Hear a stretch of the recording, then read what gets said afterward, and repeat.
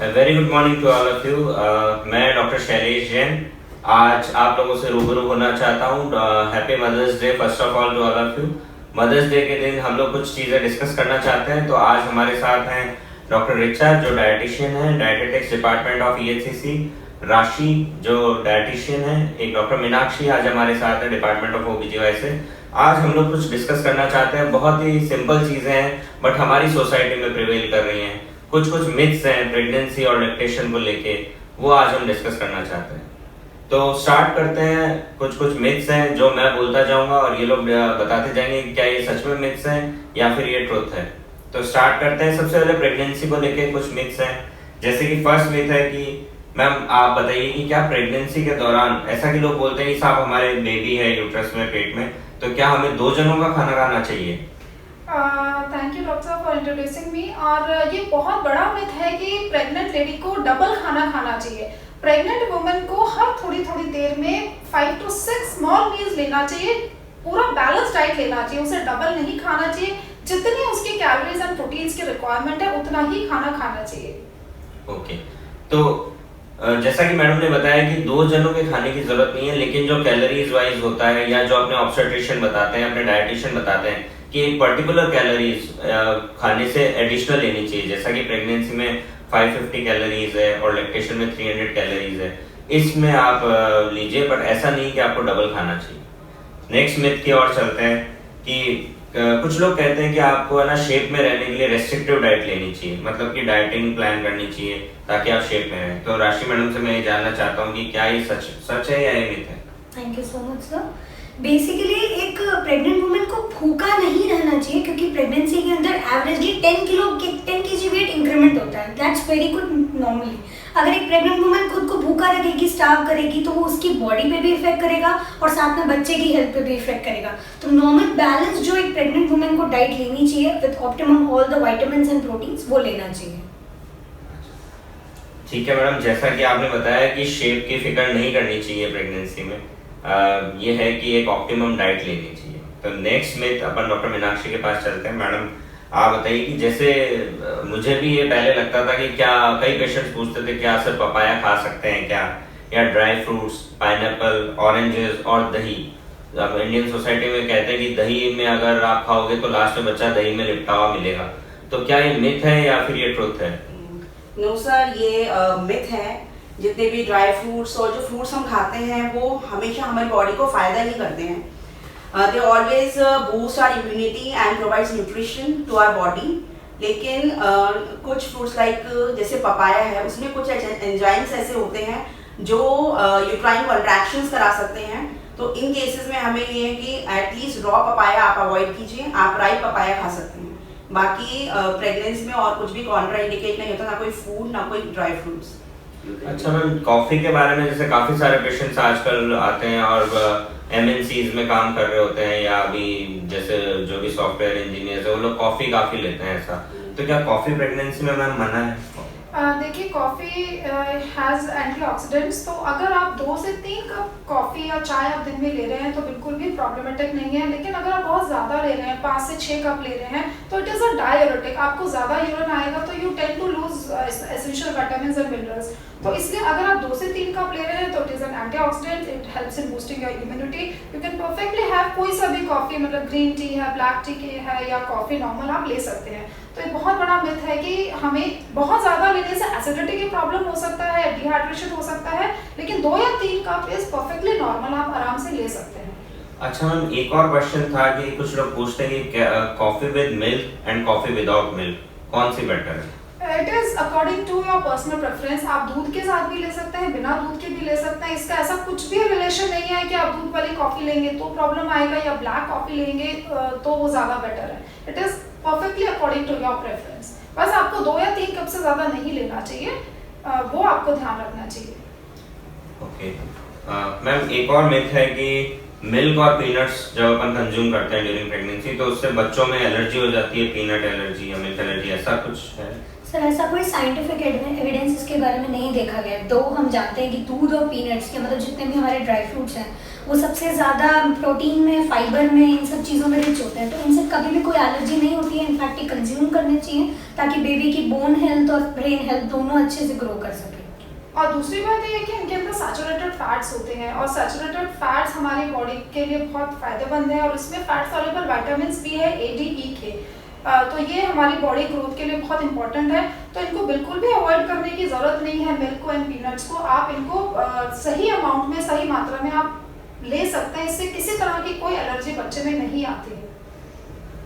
अच्छा मैम, एक और मिथ है आजकल के बोलते हैं कि indigestion during pregnancy is normal, कि पूरी प्रेगनेंसी में ना, जैसे हमारी पेशेंट बोलती है कि मैं पूरी प्रेगनेंसी में ना सिरप एंटासिड लेती रही, मेरे घर में जिसको प्रेगनेंसी होती है हम शुरू से उसको सिरप एंटासिड देते हैं, तो क्या ये नॉर्मल है प्रेगनेंसी? एक्चुअली इंडाइजेशन आपको किसी भी स्टेज में नॉर्मल नहीं है। बेशक आप प्रेगनेंसी है या नॉर्मल है आप, तब भी आपको इंडाइजेशन किसी भी तरीके से सही नहीं है। अगर आप इंडाइजेशन है तो आप जितना भी बैलेंस डाइट है उतना नहीं ले पा रहे हैं, बॉडी में आपको पूरा कैलोरीज, प्रोटीन्स, विटामिन, मिनरल्स नहीं मिल रहे हैं। तो इंडाइजेशन अगर आपको प्रेगनेंसी में है तो आपको you have to take care of it. कुछ ना कुछ आपको मेडिकेशन या अपना फूड, आपका जिस तरीके से आप खाना खा रहे हैं उसको आपको ठीक करना पड़ेगा, या आपको पता करना पड़ेगा किस वजह से आपको प्रॉब्लम हो रही है। तो you have to avoid that particular food. तो indigestion is not at all normal in pregnancy, हमको उसे सीरियसली लेना चाहिए। So better you should consult your obstetrician और योर डायटिशियन कि देखना चाहिए कि इंडाइजेशन क्यों हो रहा है। अच्छा, एक और मिथ है मैम कि फिश और सी फूड ये हेल्दी नहीं है।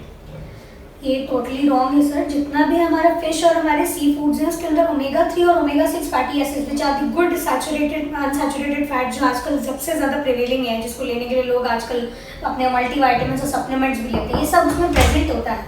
तो इफ़ पेशेंट्स अगर ये लेंगे जो खा सकते हैं तो it's very good healthy food है। बस उसमें एक चीज़ ध्यान रखना चाहिए कि या तो वो जो फिश और सी फूड है वो मर्करी से कंटामिनेटेड नहीं होना चाहिए और वो स्टेल नहीं होना चाहिए। Okay, so two things to be have to be kept in mind कि मर्करी से कंटामिनेटेड नहीं होना चाहिए और स्टेल वो नहीं होना चाहिए।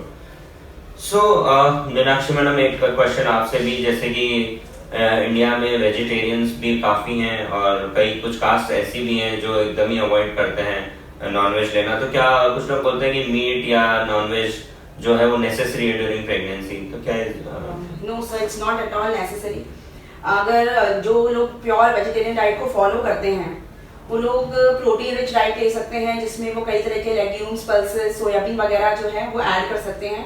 तो इक्वल अमाउंट का जितना आपको नॉन वेज से मिल रहा है वो आप अपनी वेज डाइट से भी ले सकते हैं। और ये मैं इसमें ऐड ऑन करना चाहूँगी कि हम ये बोलते हैं कि जो नॉन वेजिटेरियंस है उनमें प्रोटीन ज़्यादा मिलते हैं इन कंपैरिजन टू वेजिटेरियन। ऐसा बिल्कुल भी नहीं है। जो वेजिटेरियंस है उनको भी आपको जितना रिकॉर्ड अमाउंट ऑफ प्रोटीन है आप वेजिटेरियन डाइट के थ्रू भी ले सकते हैं। बस आपको पता होना चाहिए कि आपको राइट अमाउंट में क्या क्या फूड लेना है। तो जो नॉन वेजिटेरियन नहीं है उनको भी हम पूरा बैलेंस्ड अमाउंट में प्रोटीन हम प्रोवाइड कर सकते हैं थ्रू बैलेंस्ड डाइट। सो आपका कहने का मतलब ये हुआ कि मैडम अपन को फिर एक बार वो देखना चाहिए कि कैलोरीज काउंट और ये सब ध्यान में रखना चाहिए कि डाइट उसके हिसाब से ली जाए और ऑप्टिमम ली जाए। प्रोटीन कितना होना चाहिए, कार्बोहाइड्रेट कितना होना चाहिए, फैट कितना होना चाहिए, ऑप्टिमम डाइट रहेगी तो सब ठीक रहेगा। सो प्रेगनेंसी से रिलेटेड एक लास्ट मिथ है कि drinking coconut water will result in the mother getting acidity, क्योंकि मैं यूजुअली अपने सारे पेशेंट्स को ही बोलता हूँ कि कोकोनट वाटर लीजिए, लेकिन फिर भी कई लोग हमसे पूछते हैं कि सर कोकोनट वाटर क्या एसिडिटी करता है, तो इसके बारे में हम क्या कहना चाहिए? देखिए, एसिडिटी जब प्रेगनेंसी में होती है, जब प्रेगनेंसी मतलब प्रेगनेंसी की स्टेज बढ़ती है तो इंटेस्टाइन अपवर्ड मूव करता है, तो उसकी वजह से एसिडिटी होती है। कोकोनट वाटर में तो सारे हेल्दी विटामिन्स एंड मिनरल्स हैं और ये तो वैसे भी अल्कलाइन इन नेचर है, तो कोकोनट वाटर तो गायनेकोलॉजिस्ट और डॉक्टर साहब ये सब रिकमेंड ही करते हैं कि हमें नारियल पानी पीना चाहिए। तो ये बहुत बड़ा मिथ है कि हमें नारियल पानी से एसिडिटी या इंडाइजेशन होता है, ऐसा बिल्कुल भी नहीं है। तो ये थे हमारे कुछ मिथ्स जो प्रेगनेंसी रिलेटेड थे। अब हमारे पास कुछ मिथ्स हैं जो लैक्टेशन यानी कि ब्रेस्ट फीडिंग से रिलेटेड हैं। फर्स्ट मिथ स्टार्ट करते हैं कि कुछ लोग पूछते हैं कि क्या घी ज्यादा खाने से बच्चों की बोन स्ट्रांग होती है? मीनाक्षी मैडम, ऐसा कुछ नहीं है कि एक्स्ट्रा घी खाने से बच्चों की बोन स्ट्रांग होती हैं। इससे बेटर वही बात आ जाती है वापस से कि अगर मदर एक बैलेंस डाइट लेगी तो उससे जो भी न्यूट्रिएंट्स है वो मदर के मिल्क में सिक्रीट होते हैं, उसके थ्रू ही सब कुछ जो है वो बैलेंस ही जाएगा। एक्स्ट्रा घी खाने से मदर का ही वेट इंक्रीज होगा, बट बेबी की बोन्स वगैरह पे इतना इफेक्ट नहीं पड़ेगा। Limited amount it's sufficient, but extra ghee और जैसे हम पुराने टाइम में बोलते थे कि भाई लड्डू है, पंजीरी है, ये बना के खिलाओ, वैसे ही आफ्टर डिलीवरी हमारा वेट 10 to 12 kgs लेडी का बढ़ जाता है और एक्स्ट्रा घी खिलाएंगे तो 10 to put on weight, तो जो बिल्कुल भी हेल्दी नहीं है। उसके बजाय अगर आपको प्रोटीन्स और अच्छी कैलोरीज देना है तो आप दूध के अंदर आपने बादाम अखरोट सब पीस के पाउडर बना के आपने डाल दिया, या आपने पॉरेज बनाया, दलिया बनाया, उसके अंदर भी आपने सारे हेल्दी नट्स एंड सीड्स डाल दिए, तो इस तरीके से भी आप सारे हेल्दी फैट्स एंड प्रोटीन्स आप कंज्यूम कर सकते हैं। तो एक्स्ट्रा घी लेने की बिल्कुल भी जरूरत नहीं है, नॉर्मल जितना खाते हैं उतना ही खाइएगा। अच्छा मैम, कुछ पेशेंट्स पूछते हैं कि सिजेरियन के बाद है ना सौंठ अजवाइन के लड्डू हमारे घर वाले हमें खिलाते हैं, तो इसके बारे में आपकी क्या राय है? जैसे कुछ डॉक्टर्स हैं वो कहते हैं कि भाई 21 दिन बाद आप सौंठ अजवाइन के लड्डू खाइएगा, है ना, जो भी शुरू करें, क्योंकि अभी घी स्टार्ट करना ठीक नहीं है। और आपकी क्या राय है इस पे कि सौंठ अजवाइन के लड्डू खिलाने चाहिए या? जैसे मैंने आपको बोला, अजवाइन डाइजेशन इंप्रूव करता है, आपका डाइजेशन अच्छा रहता है, सॉल्ट भी वही वर्क करता है, तो आप खिला सकते हैं। ऐसा नहीं कि आप एक ही दिन में 2-3 लड्डू खिला रहे हैं या ऊपर से घी डाल रहे हैं। अगर आफ्टर डिलीवरी एक लड्डू अगर आप दिन में खा रही हैं, जैसे मॉर्निंग में उठते ही वुमेन को भूख लगती है तो उस टाइम एक लड्डू खा लिया, तो उस टाइम एकदम से उसको न्यूट्रिशन मिल गया, तो एक लड्डू अगर आप दिन में खा रहे हैं तो बिल्कुल ठीक है। और सॉल्ट अजवाइन तो helps in improving your digestion, तो इसलिए हम लोग बोलते हैं। जी। अच्छा राशि मैडम, एक क्वेश्चन आपके लिए कि कुछ लोग कहते हैं हमें है ना ब्लैंड फूड्स ही खाने चाहिए, खाली खिचड़ी दलिया, क्या ना मिर्ची बिल्कुल भी नहीं खानी है, नमक एकदम कम कर देना है, तो लैक्टेशन में ऐसा कुछ फर्क पड़ता है? सर बेसिकली ये बात तब कही जाती है क्योंकि लोग ये कहते हैं कि जो माँ फीड करा रही है तो दूध के अंदर बच्चे को उसका टेस्ट आ सकता है, but this is not any evidence regarding it, क्योंकि ऐसा कभी नहीं होता। बच्चे को दूध वो मिलता है जब माँ पूरा खा चुकी होती है और डाइजेशन के बाद वो दूध प्रोड्यूस होता है, तब वो बच्चा पीता है। जनरली आप नॉर्मली जो अपनी बैलेंस डाइट जैसा आप खाते हैं वो खाते रहें, दो जस्ट टू चेक कि बच्चे को कोई दिक्कत हो रही है कि नहीं। आप ये नोट करें कि आपने कुछ पर्टिकुलर ऐसा खाया, उसके बाद बच्चा थोड़ा फंसी सा है, थोड़ा परेशान हो रहा है, तो आप उस चीज़ को नोट कर सकते हैं कि भाई शायद ये चीज़ खाने से मेरा बच्चा परेशान हो रहा है। बाकी ऑल टाइम ब्रांड डाइट खाने का कोई मतलब नहीं है। पेशेंट को बैलेंस डाइट नहीं मिलती है, पेशेंट को कॉन्स्टिपेशन भी हो सकता है, क्योंकि खिचड़ी दलिया में इतना फाइबर नहीं होता जितना हमारी बाकी डाइट में होता है। अच्छा एक मैम ये भी क्वेश्चन था कि ज्यादा आप दूध पियोगे तो ज्यादा दूध बनेगा, क्या ये मिथ है या ये ट्रुथ है? देखिए ये बहुत बड़ा मिथ है। दूध ज़्यादा पीने से दूध बनता है ऐसा नहीं है। बाकी जैसे हमारी गाय है जिसका हम दूध पीते हैं, भैंस, अगर ऐसा होता तो वो सिर्फ दूध पीती, लेकिन वो मतलब उसको हम चारा देते हैं, बैलेंस डाइट। यही मदर्स के साथ है कि अगर आप बैलेंस डाइट खा रहे हैं, मतलब आपका कार्ब्स भी है, प्रोटीन्स भी हैं, फैट्स भी हैं, विटामिन मिनरल्स फाइबर सब कुछ है, जो बैलेंस डाइट जब बनती है वो आप खाते हैं और थोड़ी थोड़ी देर में, तो that helps in producing milk. It is not कि आप दूध पीने से दूध बनता है, क्योंकि सिर्फ दूध में तो आपको सिर्फ कैल्शियम एंड प्रोटीन मिल रहा है, बाकी बैलेंस डाइट आपको नहीं मिल रहा है। मीनाक्षी मैडम एक क्वेश्चन आपके लिए कि कई लोग बोलते हैं कि स्पाइसी फूड नहीं खाना चाहिए लैक्टेशन के टाइम पे, तो ये कितना सच है? सर वैसे तो ओवरऑल ही स्पाइसी फूड अवॉइड करना चाहिए, बट ड्यूरिंग प्रेगनेंसी थोड़ा बहुत स्पाइसी फूड चलता है अगर बेबी को कोई प्रॉब्लम नहीं हो रही हो तो। अगर नॉर्मली स्पाइसी डाइट खाने के बाद भी अगर बच्चा एक्टिव है, आराम से खेल रहा है, उसे कोई परेशानी नहीं हो रही है, तो आप वो फूड रूटीन में भी ले सकते हैं स्पाइसी फूड। ओके मैडम, आप कुछ ऐड करना चाहेंगे? जैसे आजकल जो जनरेशन है वो कहती है हमें पिज्जा खाना है, बर्गर खाना है, जंक फूड खाना है, तो जंक फूड कितना अवॉइड करना चाहिए प्रेगनेंसी में, या ले सकते हैं कभी कभी, या कुछ लोग ऐसा डॉक्टर बोलते हैं कि आप ना घर पे बना के खा लो, ऐसा कुछ? एक्चुअली पिज्ज़ा और ये जितना भी जंक फूड है इसमें क्या होता है, मैदा होता है। मैदे हमारा सॉल्युबल रिफाइंड कार्ब्स है, हम बोलते हैं हमेशा कॉम्प्लेक्स कार्ब्स लें। रिफाइंड कार्ब्स जब भी हम लेते हैं तो हमारा जल्दी पेट भर जाता है, आपको मैदा जा रहा है, फाइबर भी नहीं मिल रहा है, इसलिए हम बोलते हैं कि ये सब चीज़ें अवॉइड करें, क्योंकि ये आप खा लेंगे तो आप बैलेंस्ड डाइट नहीं खा पाएंगे, आपका पेट जल्दी भर जाएगा, फिर आपको जल्दी भूख लगेगी, तो 10 to 8 कुछ मंचिंग करेंगे। तो इसलिए कॉम्प्लेक्स कार्ब खाना चाहिए, जैसे लास्टिंग सैटिस्फैक्टरी रहे, आपको पूरा बैलेंस्ड न्यूट्रिशन मिले। तो आई थिंक कि आप पिज़्ज़ा बर्गर खाने के बजाय अगर आप उसी में कुछ वेरिएशंस कर लें, चपाती में आपने कभी स्टफ चपाती बना ली, आपने बैलेंस्ड दाल है, वेजिटेबल है, सैलड है, फ्रूट ले लिया, that is much better than pizza, because it is not providing you any nutrition and you tend to feel hungry बहुत जल्दी। अच्छा, और मैम प्रेगनेंसी के दौरान जो क्रेविंग होती है उसका क्या किया जाए? जैसे रोज रात को 10 या 11 बजे ऐसा होता है कि अब आइसक्रीम खानी है, तो उसका क्या है कि वो तो बिल्कुल परफेक्टली नॉर्मल है, प्रेग्नेंट वुमेन को क्रेविंग्स होती हैं, तो क्रेविंग्स में भी उनको उनको हेल्थियर ऑप्शंस दें, जैसे कि आपने आइसक्रीम बनाया तो आइसक्रीम में आपने कुछ फ्रूट्स डाल दिए, या आपने नट्स है जैसे नट्स एंड सीड्स का आपने एक मिक्सचर बना लिया रोस्ट करके, कभी भी भूख लगे तो आपने 1 या 2 स्पून वो खा लिया, तो इसमें बहुत अच्छे अपने पास कैलोरीज भी हैं, प्रोटीन्स भी, एकदम से पेट भर जाता है। अगर उनको मन कर रहा है तो आपको हेल्दी ऑप्शंस उनको देने चाहिए, मतलब ऐसे नहीं कि ठीक है आपको गोलगप्पे खा रहे हैं या समोसा कचौड़ी, गिव हर हेल्दी ऑप्शंस, जैसे फ्लेवर्ड योगर्ट है, फ्रूट आइसक्रीम्स है, नट्स एंड सीड्स मिक्स है, इस तरह के आप हेल्दी ऑप्शंस उन्हें दीजिएगा।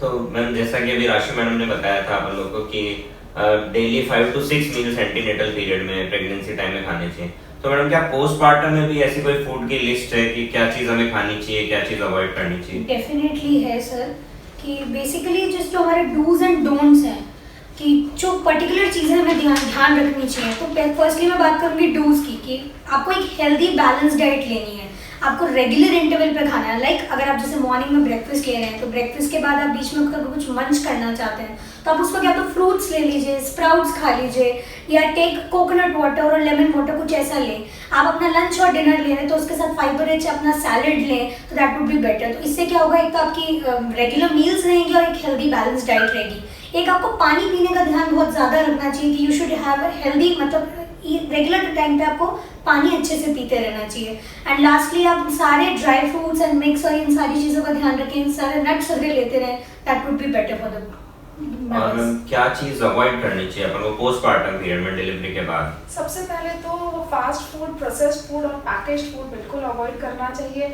अल्कोहल है, स्मोकिंग है, इस तरह की चीज़ें अवॉइड करनी चाहिए, दैट इज़ व्हाट। या और कॉफ़ी, टी, कॉफ़ी बहुत ज़्यादा नहीं लेना चाहिए, ये चीज़ें कुछ हमको ध्यान रखनी चाहिए। क्योंकि आज हमारे साथ डायटिशियंस हैं, तो हम कुछ फ़ायदा उठाना चाहेंगे। मैडम आप कुछ क्विक रेसिपीज़ बता सकते हैं जो प्रेगनेंसी में अपन ऐड कर सकते हैं? देखिए प्रेगनेंसी के बाद जो हमारा मदरहुड पीरियड होता है, उसमें मदर्स को अपने से ज़्यादा बच्चे का ध्यान होता है, तो वो अपनी सेहत का ध्यान नहीं रख पाती है। तो आज हम कुछ क्विक रेसिपीज़ आपको बताएंगे। जैसे सबसे इजी है स्मूदी। स्मूदी में आप बेस ले लीजिए, या तो आपने मिल्क लिया या योगर्ट लिया, उसके ऊपर थोड़ा सा आपने नट्स डाले, सीड्स डाला, कुछ ग्रीन्स आपने जैसे स्पिनच डाल दिया, कोई फ्रूट डाला, उसको मिक्सी में चला के चर्न कर दिया, दैट बिकम्स अ स्मूदी। एक ऑप्शन है, आप स्मूदी ले सकते हैं। इसी तरह फ्लेवर्ड योगर्ट है, आपने दही लिया, उसके अंदर आपने नट्स डाले, कोई सा भी फ्रूट है, मैंगो का सीजन है तो मैंगो डाल लिया, या एप्पल डाला, वो मिक्स करा, वो आपने खा लिया। या आप जैसे सबके घर में सबके लिए पराठा या रोटी बना रहे हैं, तो आपने स्टफ पराठा कभी पालक का बना लिया, कभी पनीर डाल लिया, या कभी दाल डाल लिया, तो उसमें आपको प्रोटीन भी मिल गया, कार्ब्स भी मिल गया।